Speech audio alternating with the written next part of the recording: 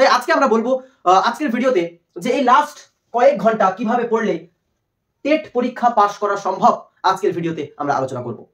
আজকে একটা ছোট্ট গল্প দিয়ে শুরু করব, যেটা অনেকের ক্ষেত্রে একটা লাইফ চেঞ্জিং গল্প হতে পারে। গল্পটা কি? আমরা জানি যে একটা জঙ্গলের মধ্যে পশুরাজ বলা হয় কাকে? সিংহকে। তো একদা বনের সমস্ত পশুরা মিলে সেই সিংহকে জিজ্ঞাসা করলো যে দেখো সিংহ, তোমাদের কাছে আমাদের একটা প্রশ্ন আছে। প্রশ্নটা কি? প্রশ্নটা হচ্ছে, না তুমি সব থেকে জোরে দৌড়াও, জোরে দৌড়ানোর জন্য চিতাবাঘ আছে, ঘোড়া আছে, না তুমি সব থেকে লম্বা, তার জন্য রয়েছে জিরাফ, না তুমি সব থেকে বুদ্ধিমান, না তুমি সব থেকে শক্তিশালী, তাহলে তোমাকে কেন আমরা বনের রাজা বলে মানব? তখন সিংহটা কি উত্তর দিয়েছিল জানেন? তখন সিংহটা উত্তর দিয়েছিল, মেরে কো লাগতা হে মে রাজা হুঁ ইসিলিয়ে মে রাজা হুঁ। ঠিক আছে, তো এটাই হচ্ছে মোস্ট ইম্পর্টেন্ট জিনিস, যেটাকে বলা হয় অ্যাটিটিউড। সো অ্যাটিটিউড এমন একটা জিনিস যেটা একটা ব্যক্তির চিন্তাধারা, একটা ব্যক্তির দৃষ্টিভঙ্গিকে চেঞ্জ করার ক্ষমতা রাখে, এই অ্যাটিটিউড। ওকে, আপনি ভালো করে লক্ষ্য করলে বুঝতে পারবেন, একটা সাইকোলজি, হিউম্যান সাইকোলজি বলা হয়। আপনি যখন দেখবেন যে চুল কাটতে যাচ্ছেন বা চুল কাটাতে যাচ্ছেন কোনো সেলুনের দোকানে, তখন দেখবেন আপনি সবার মাথার চুলের দিকে খেয়াল করবেন যে ও কিভাবে চুল কেটেছে, ও কিভাবে চুল কেটেছে, এইগুলো হয়।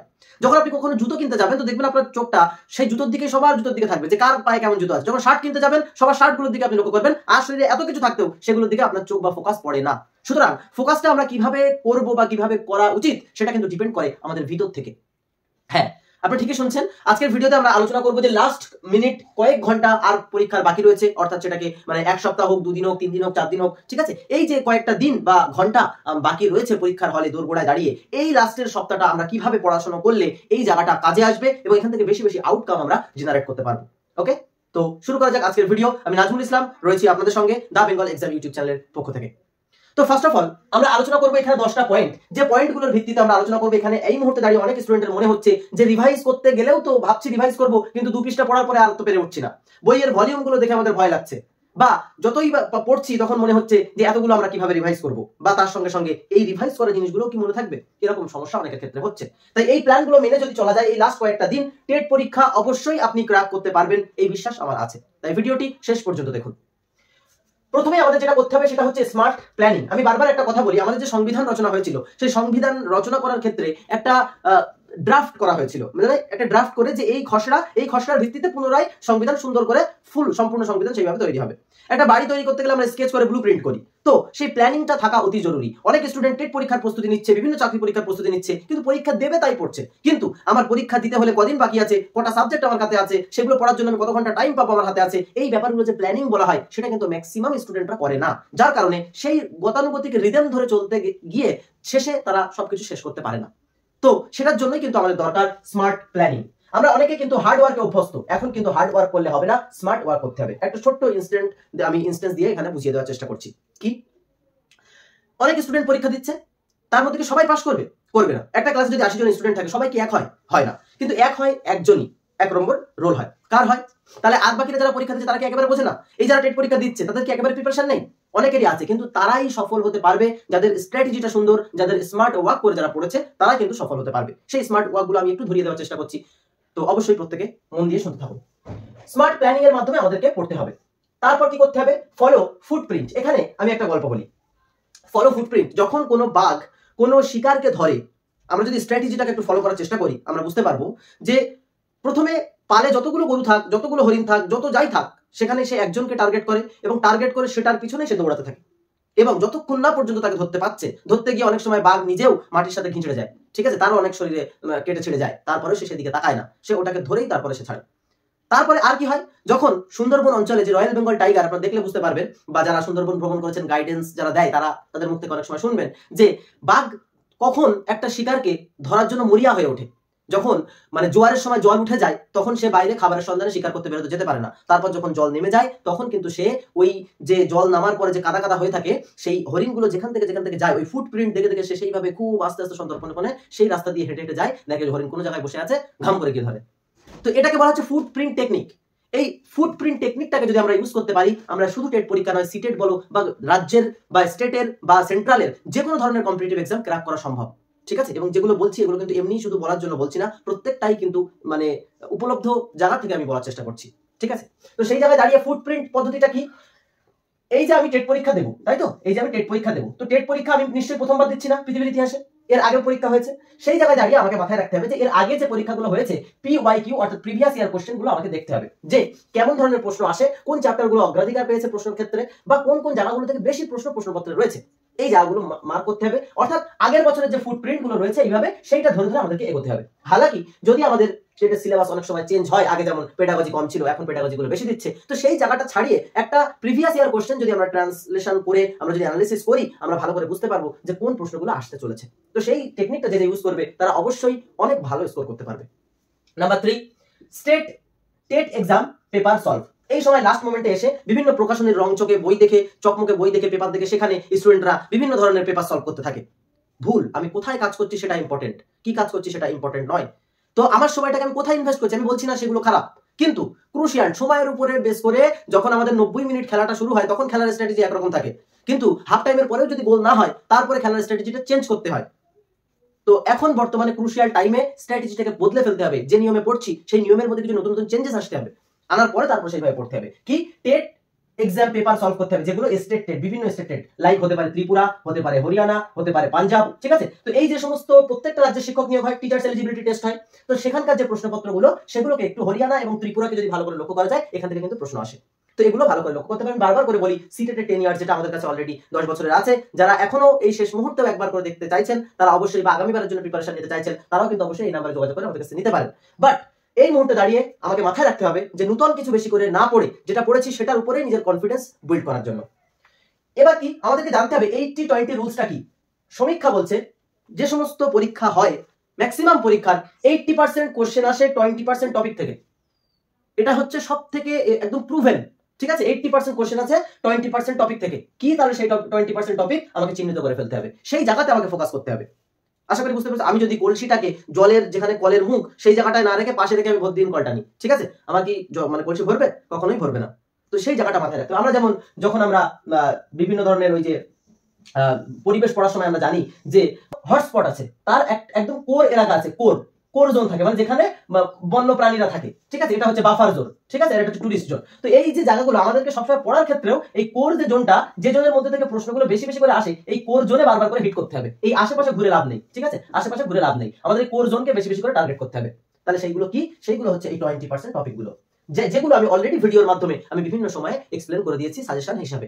ওকে, তারপর কি সাজেস্টিভ রিভিশন। রিভিশন মানে অনেকে মনে করে পুরোটা আরেকবার পড়া মানে রিভিশন, না। রিভিশন মানে তোমার কাছে নোট যদি পুরো এক পাতা থাকে তার মধ্যে কিছু কিছু জিনিসপত্রগুলো যেগুলো অতিরিক্ত গুরুত্বপূর্ণ সেই জিনিসগুলোকে আরেকবার লিংক আপ করে মনে রাখা, এটাই হচ্ছে রিভিশন। তার মানে পুরো জিনিসটা পড়া না, ওটাকে রিভিশন বলে না। তারপর কি সাজেস্টিভ রিভিশন করতে হবে, সবগুলো পড়লে হবে না, যেগুলো ইম্পর্টেন্ট বলে মনে হবে, নিজের যে জায়গায় সমস্যা সেইগুলোকে বেশি বেশি করে ফোকাস করতে হবে। এরপর কি স্টপ, প্র্যাকটিস, সেট, সলভ। এই মুহূর্তে দাঁড়িয়ে অনেকে প্র্যাকটিস সেট সলভের উপরে সলভ করে যাচ্ছে, আর যখন পাচ্ছে না তখন নিজের প্রতি একটা মানে হীনমন্যতা তৈরি হচ্ছে, তাহলে আমি পরীক্ষার যদি প্রশ্ন আসে কিভাবে পারবো, তাহলে আমার মনে হয় পড়াই হয়নি। এই ধরনের একটা হীনমন্যতা তৈরি হচ্ছে। প্র্যাকটিস সেট সলভ করা একদমই বাদ দিন, এটা আমি বলছি। তাহলে কি করবো? সেই জায়গাটায় পড়তে হবে আমাদের কন্টেন্ট, কারণ গল্প যদি আমার জানা থাকে গল্পের থেকে যে প্রশ্ন আসুক আমি পারবো। সাপোজ এখানে আমি একটা ছোট্ট একটা উদাহরণের মাধ্যমে বোঝাচ্ছি। একটা আপনার সাপোজ জ্বর হলো, ঠিক আছে, একটা ব্যক্তির জ্বর হলো, তো সেই ব্যক্তিটা ডক্টরের কাছে গেল, ডক্টর তার সমস্ত চেকআপ ফেকআপ করিয়ে লাস্টে একটা প্যারাসিটামল দিল, দিয়ে প্যারাসিটামল দিয়ে বললো যে না এই প্যারাসিটামলটা খান ঠিক হয়ে যাবে। ওই ব্যক্তিটা দ্বিতীয়বার জ্বর হলে আপনার কাছে গেল, আপনিও একটা প্যারাসিটামল দিলেন, খেয়ে সেরে গেল, ঠিক আছে। এখন বলুন এখানে আপনি কি বলবেন যে এখানে আপনার আর ডাক্তারের মধ্যে পার্থক্যটা কি? আপনিও প্যারাসিটামল দিয়েছেন সেরে গেছে, ডাক্তার প্যারাসিটামল দিয়ে সেরে গেছে। এখানে একটাই পার্থক্য, ডাক্তার সমস্ত ব্যাপারগুলো দেখে এসেছে, স্টিরনি তল্লাশি করে এসেছে, সেখানে কিছু বাধেনি, সেখানে কিছু ধরা পড়েনি, তাই সে অবশেষে প্যারাসিটামল দিয়ে তাকে রোগটা সারিয়েছে। কিন্তু আপনি কি করছি? ডিরেক্ট প্যারাসিটামল দিচ্ছি, কারণ আমাদের ওই ব্যাপারগুলো জানা নেই। প্যারাসিটামলের উপর স্টেজে চলে গেলে আমাদের আউট অফ কন্ট্রোল হয়ে যাবে। তো ঠিক এই জায়গাটাই হচ্ছে এমসিকিউ আর কন্টেন্টের মধ্যে পার্থক্য, ঠিক আছে। আপনি হচ্ছে এমসিকিউ আর কন্টেন্ট হচ্ছে ডক্টর, ঠিক আছে। কন্টেন্ট যদি কেউ ভালো করে জানে সে ডাক্তারের মতো প্রেসক্রিপশন করতে পারবে, যেখানে যাই হোক সে সেই রোগের সমস্যা সমাধান করতে পারবে। আর শুধু যদি আমরা এমসিকিউ পড়াশোনা করি তাহলে ওই এমসিকিউ ওই প্যারাসিটামলটাই আসলে আমরা দিতে পারবো, তাছাড়া আর কিছু আসলে আমরা দিতে পারবো না। তো এটা হচ্ছে একদম রিয়েল লাইফ এক্সাম্পল। তো আশা করছি এই ব্যাপারটা আর বোঝাতে হবে না। ক্লিয়ার? কন্টেন্ট পড়বেন না এমসিকিউ পড়বেন, এবার আপনি ঠিক করবেন। আচ্ছা, এবার অনেকে প্রশ্ন আসতে পারে তাহলে কোন টপিকগুলো থেকে বেশি বেশি করে পড়বো? প্রাইমারি টেট বারবার করে যে জায়গা থেকে প্রশ্ন তুলেছে সেটা হচ্ছে 3 to 8 government copy.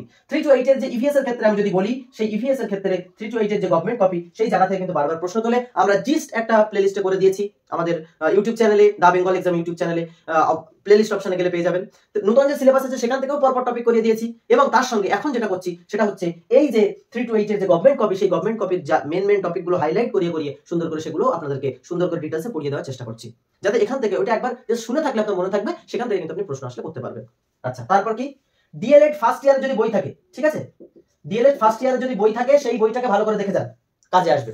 Okay, focus on CDP. CDP child development and পেডাগজিটা হচ্ছে এমন একটা সাবজেক্ট, যে সাবজেক্টটা আমাদের বুঝতে হবে যে আমাকে টিচার্স এলিজিবিলিটি টেস্ট কেন নিচ্ছে। শুধু ওই মানে ওই ধরনের প্রশ্নগুলো, মানে চিপকো আন্দোলন কত সালে হয়েছিল এটা কিন্তু বিষয় না, ওটা কন্টেন্ট পার্টের মধ্যে ঢুকে যাচ্ছে, ঠিক আছে, কিন্তু টিচার্স এলিজিবিলিটি, একটা শিক্ষকের তার এলিজিবিলিটিটা টেস্ট করার জন্য কি দরকার, সে যে একটা ছাত্রকে পড়াবে, সেই শিক্ষককে আপনি মনে করুন কোনো একটা শিক্ষককে আপনার বাড়ির বাচ্চাকে পড়াতে গিয়ে একটা শিক্ষককে নিয়োগ করবেন, তা কি দেখবেন যে সে ভালো করে বোঝাতে পারে কিনা, তার মধ্যে কতটা একটা বাচ্চাকে হ্যান্ডেল করার মতো, তার মধ্যে কতটা ধৈর্য আছে, তার মধ্যে কতটা জ্ঞান আছে, ঠিক আছে, এই ব্যাপারগুলো দেখবেন। তো সেই রকম ভাবে সরকারও ঠিক সেটাই দেখবে যে এই বাচ্চাকে হ্যান্ডেল করার মতো জ্ঞান বা মনস্তাত্ত্বিক যে জ্ঞানগুলো সেগুলো একটা ক্যান্ডিডেটের মধ্যে কতটা আছে, আর সেটাই জাজ করবে হচ্ছে এই সিডিপি নামের এই সাবজেক্টটা, ঠিক আছে, যেখানে আমাকে বুঝতে হবে যে কখনো শাস্তির দিকে প্রশ্নের উত্তরগুলো যাবে না, শাস্তিমূলক হতে পারে না একটা শিক্ষণ, ঠিক আছে, সবসময় অনুপ্রেরণামূলক হতে হবে, এই ব্যাপারগুলো মাথায় রাখতে হবে। সুতরাং অপরপক্ষের মাইন্ডটাকে রিড করার যদি আমরা চেষ্টা করি, আমাদেরকে দেখতে হবে যে সমস্ত জিনিসগুলো ছাত্রছাত্রীদের বাচ্চাদের ফেভারে যাচ্ছে, উত্তর ম্যাক্সিমাম দিকে সেই দিকে হবে। এবং আরো একটা ট্রিক্স বলে দিই এখানে, যদি কোনো প্রশ্নে দেখেন যে উপরের সবকটি, মানে অপশন এ দিল, বি দিল, সি দিল এবং ডি দিল, দিতে হচ্ছে উপরের সবকটি, অল অফ দ্য অ্যাবভ, ঠিক আছে, তো ম্যাক্সিমাম 95% চান্স থাকে হচ্ছে অপশন ডিটা হওয়ার, ঠিক আছে, যে উপরের সবকটি।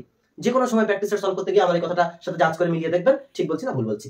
ওকে, আচ্ছা, তারপর আরো একটা লাস্ট যেটা focus on your weak point. এই মুহূর্তে আমাদেরকে লিস্ট ডাউন করে নিতে হবে যে আমার মানে উইক পয়েন্ট গুলো কোনগুলো। অনেকের মনে হবে স্যার পুরোটাই তো উইক পয়েন্ট, না পুরোটা উইক পয়েন্ট না, মনে হচ্ছে ওরকম, কিন্তু পড়লে অবশ্যই সেটা কাজে লাগবে। তাই সেই জন্য নিজের উইক পয়েন্ট গুলোকে একটু লিস্ট করার চেষ্টা করুন, আর সেই জায়গায় ফোকাস করে এই শেষ মুহূর্তের পড়াগুলো পড়ার চেষ্টা করুন। এবং আরো একটা কথা বলি, লাস্ট মোমেন্টে যদি মনে করেন যে কোন সাবজেক্টগুলোর উপর বেশি জোর দেবো, আমি এখানে লিস্ট করে দিয়েছি। সিডিপি হবে প্রথম সাবজেক্ট, ফার্স্ট প্রেফারেন্স থাকবে সিডিপিতে, সেকেন্ড প্রেফারেন্স থাকবে হচ্ছে ইভিএস এ, থার্ড প্রেফারেন্স, ঠিক আছে, থার্ড জোর দেবেন আপনারা সেটা হচ্ছে ম্যাথে, এবং ফোর্থ হচ্ছে ইংলিশে, এবং ফিফথ হচ্ছে আমাদের বেঙ্গলি। বাংলা ভাষায় যেহেতু আমরা ছোট থেকে বড় হয়েছি, তো একমাত্র যদি ব্যাকরণ আসে না জানা থাকলে হবে না, কিন্তু ওই গদ্য পদ্য জানার জন্য নর্মাল কমন সেন্স থাকলে এই প্রশ্নের উত্তরগুলো করা যায়, ঠিক আছে। সুতরাং এটার জন্য রাত দিন পড়ার কোনো দরকার নেই। এখন যেটা পড়তে হবে, সিডিপি পড়তে হবে, পেডাগজি সলভ করতে হবে, তার সঙ্গে ইভিএস পড়তে হবে, যার উত্তর না জানা থাকলে পারা যাবে না, ঠিক আছে, সঙ্গে ম্যাথের যে গুরুত্বপূর্ণ বৃত্ত ফিত্ত ফেস ভ্যালু প্লেস ভ্যালু এই জায়গাগুলো ভালো করে দেখতে হবে, দশমিকের যোগ বিয়োগ গুণ ভাগ, ঠিক আছে, এইগুলো ভালো করে দেখতে হবে। আর তার সঙ্গে বেঙ্গলি ইংলিশ পেডাগজি করলে তো একটা করলে দুটোই হয়ে যাচ্ছে, আর তার সঙ্গে কি করতে হবে, কন্টেন্ট পার্টটা ওই যে মানে প্র্যাকটিস সেট সলভ করে মানে এই উত্তরগুলো করার চেষ্টা করতে হবে। তো আজকের ভিডিওটা এতটুকুই ছিল, আমি জানি না কেমন লেগেছে, যদি কোথাও একটা এফেক্টিভ বলে মনে হয়ে থাকে তাহলে অবশ্যই এই ভিডিওটাকে একটা শেয়ার আমি আপনার কাছে চাইছি, একটা শেয়ার করে দেবেন যার কাছে পরিচিত আছে টেট পরীক্ষা দেওয়ার মতো। ওকে, আর এই চ্যানেলে যদি নতুন দর্শক হয়ে থাকেন তাহলে অবশ্যই সাবস্ক্রাইব করবেন। এবং একটা কথা শেষে বলি যে মনের জোরটা কিন্তু সবথেকে ইম্পর্টেন্ট, তাই অবশ্যই মনের জোর রেখে এগিয়ে চলুন। এটা তো সেই আইএএস আইপিএস সেটাও কিন্তু কোনো না কোনো মানুষ ক্র্যাক করে, তাই না? এটা তো সেই লেভেলের কোনো এক্সাম না, তাই অত ভয় পাওয়া অত ঘাবড়ানোর কোনো দরকার নেই। I know that you can do it, ঠিক আছে, নিজের মনের সেই জোরটা রেখে প্রিপারেশন দিন। মনে রাখবেন অনেক সৈন্য হার মেনে যায়, হার মানে বহু দ্রুতগামী, জীবন যুদ্ধে তারাই জেতে যারা ভাবে জিতবই আমি। So wish you all the best, ভালোভাবে পরীক্ষা দেন এবং সফল হন এই কামনা করে আজকের ভিডিও এখানে শেষ করছি। ধন্যবাদ।